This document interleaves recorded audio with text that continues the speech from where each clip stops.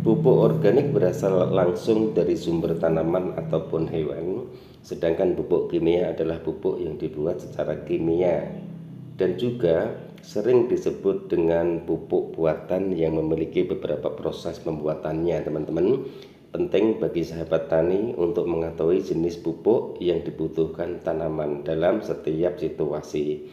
Menggunakan pupuk kimia ataupun menggunakan pupuk organik itu adalah sebuah pilihan bagi petani.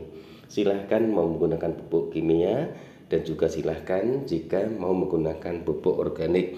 Yang terpenting dosis yang tepat, cara mengaplikasikan pupuk tersebut dengan tepat, kemudian interval pemupukan juga harus disesuaikan dengan kebutuhan tanaman. Apakah tanaman yang kita tanam ataupun sahabat tani tanam itu sudah subur?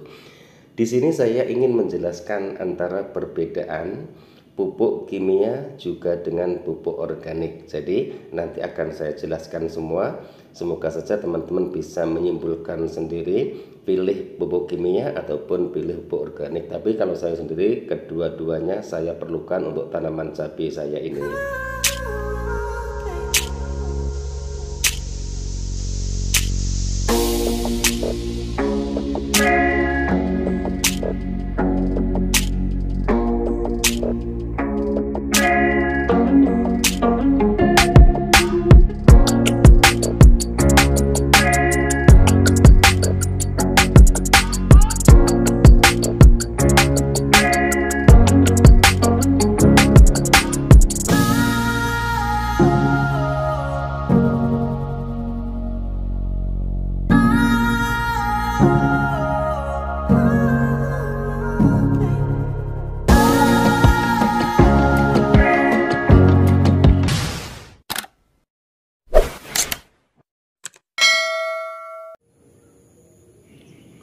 Assalamualaikum warahmatullahi wabarakatuh.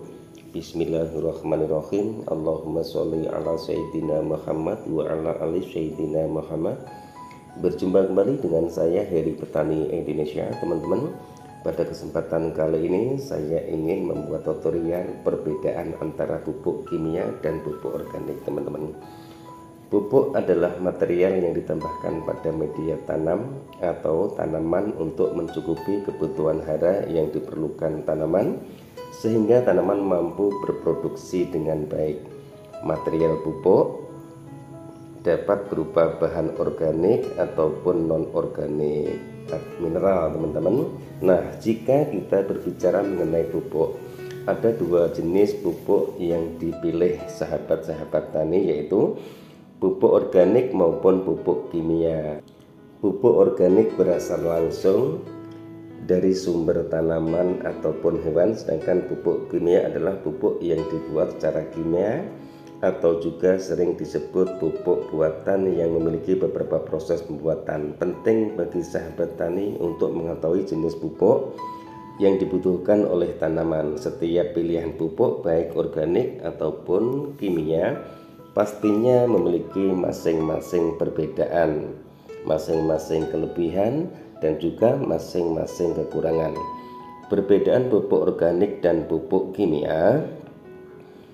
Kandungan unsur hara, pupuk organik memiliki kandungan nutrisi makro dan mikro yang lengkap meskipun takarannya lebih sedikit dan komposisinya tidak pasti. Jadi setiap pupuk organik mempunyai kandungan nutrisi dan komposisi yang berbeda-beda. Pupuk kimia umumnya hanya mengandung beberapa nutrisi seperti nitrogen, fosfor, potasium, dan beberapa belerang dengan jumlah takarannya lebih banyak dan komposisinya pasti seperti pupuk urea yang mengandung banyak nitrogen dalam jumlah yang cukup tapi tidak memiliki zat nutrisi lainnya. Penyerapan nutrisi ataupun zat hara, kandungan nutrisi lebih sulit dicerna oleh tanaman karena masih tersimpan dalam kadar yang kompleks. Namun, dalam jangka panjang tanaman bisa dengan mudah menyerap nutrisi tersebut. Kandungan nutrisi kadang-kadang pupuk kimia bisa diserap langsung oleh tanaman. Namun, di sisi lain, zat hara tersebut mudah hilang dari tanah karena erosi. Efek reaksi pada tanah dan tanaman, teman-teman, pupuk alami memiliki efek reaksi yang lebih lambat pada tanaman sehingga baik dan cocok untuk digunakan dalam jangka panjang. Karena sifatnya tahan lama, pupuk dapat mengemburkan tanah dan meningkatkan kemampuan tanah dalam menyimpan air, maka kesuburan haranya pun tetap terjaga. Pupuk sintetis berbahan kimia memiliki efek reaksi yang cepat pada tanaman, namun secara jangka panjang justru kurang baik bagi struktur tanah dan mengurangi kesuburan.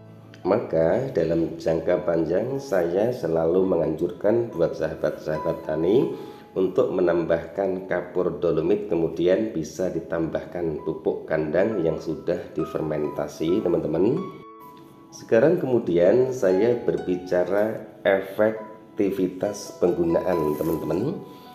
Pemakaian pupuk organik memicu perkembangan organisme tanah. Tanah yang kaya akan organisme dapat memberikan nutrisi secara berkelanjutan karena aktivitas organisme tanah akan mengurai sejumlah nutrisi penting bagi tanaman. Selalu saya bilang, pergunakanlah pupuk organik untuk tambahan. Jadi ada organiknya dan juga ada pupuk kimianya. Sebaliknya, pemakaian pupuk kimia justru akan membunuh organisme tanah untuk menyediakan nutrisi bagi tanaman. Kuantitas atau jumlah takaran pupuk ditambahkan agar hasilnya tetap baik, namun hal ini akan berujung pada perusakan ekosistem. Jadi ini pun juga harus diperhatikan, tapi dengan satu syarat, yaitu pergunakanlah pupuk kimia itu dengan dosis yang disesuaikan, jangan berlebihan, insya Allah tidak ada efek. Kemudian interval pemupukan pun juga harus disesuaikan dengan kebutuhan tanaman. Manfaat dari sisi kesehatan itu pun juga harus dipikirkan. Pupuk organik lebih aman dan menyehatkan bagi manusia karena terdiri dari susunan bahan-bahan organik ataupun bahan-bahan alami. Tapi tanaman itu membutuhkan dua pupuk, teman-teman. Kimianya iya, organiknya juga iya.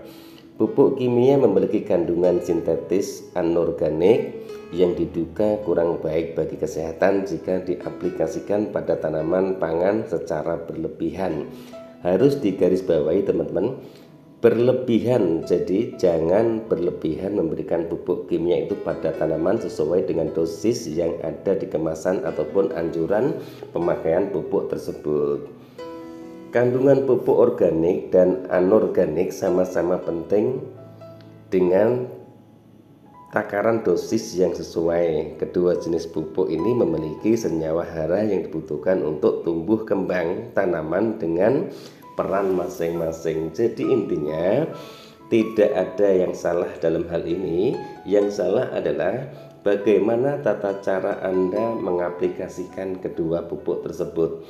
Pupuk organik pun jika berlebihan juga kurang bagus buat tanaman. Misalnya menggunakan pupuk kandang, ukuran tanahnya lebih sedikit daripada pupuk kandang, karena peran tanah sendiri itu pun juga sangat penting untuk pertumbuhan tanaman. Di tanah pun juga sudah mengandung unsur-unsur hara yang insya Allah mencukupi. Makanya perusahaan membuat pupuk, ditambahkanlah pupuk organik ataupun pupuk kimia sehingga tanah itu lebih subur. Tapi kandungan tanah sendiri sebenarnya sudah bisa menyuburkan tanaman, teman-teman. Sahabat tani, tanah yang subur, lingkungan yang bersih dan bebas dari polusi adalah idaman bagi semua orang di Indonesia.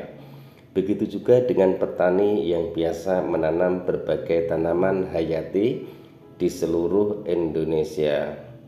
Mereka semua mendambakan tanah yang diolah dengan ditanam berbagai tanaman bisa memberikan manfaat seperti yang disebutkan di atas tadi. Mudah-mudahan video ini bermanfaat, teman-teman. Itu berdasarkan pengalaman saya pribadi, dan saya pun juga selalu menggunakan kedua pupuk tersebut agar tanaman saya tumbuh secara optimal, kemudian buahnya lebat, tanamannya subur.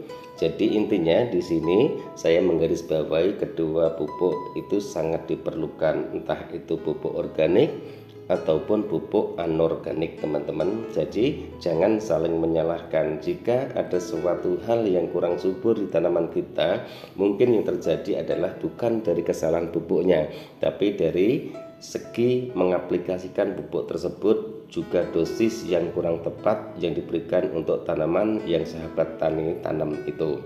Mungkin hanya ini yang bisa saya jelaskan dalam video saya kali ini. Mudah-mudahan video ini bermanfaat. Misalkan ada suatu hal yang harus ditanyakan oleh sahabat-sahabat tani, silahkan ditanyakan. Kemudian jika ingin bertanya, sesuaikan dengan judul dan isi videonya. Jika bertanya seputar pertanian, insya Allah akan saya jawab, karena di sini tugas saya adalah menanam, merawat tanaman, kemudian sampai finish panennya. Jika sudah panen, saya tidak mau membuatkan tutorial harganya berapa, dapat berapa kilo. Itu pun tidak penting bagi saya, karena di sini saya hanya ingin mengajarkan bagaimana bercocok tanam dengan baik, kemudian bagaimana merawat tanaman sebaik mungkin agar tanaman itu bisa membuahkan buah-buah yang lebat, insya Allah akan menghasilkan panen yang maksimal. Mungkin hanya ini teman-teman yang bisa saya sampaikan dalam video saya kali ini. Mohon maaf jika ada salah-salah kata. Niat dari kami di sini hanya ingin berbagi pengalaman saya pribadi, sharing pengalaman pribadi, dan semua itu berdasarkan apa yang saya lakukan selama saya budidaya tanaman cabai ataupun budidaya tanaman melon. Wabillahi taufik wal hidayah. Wassalamualaikum warahmatullahi wabarakatuh. Salam sukses buat Anda, salam sukses buat para petani di seluruh Indonesia.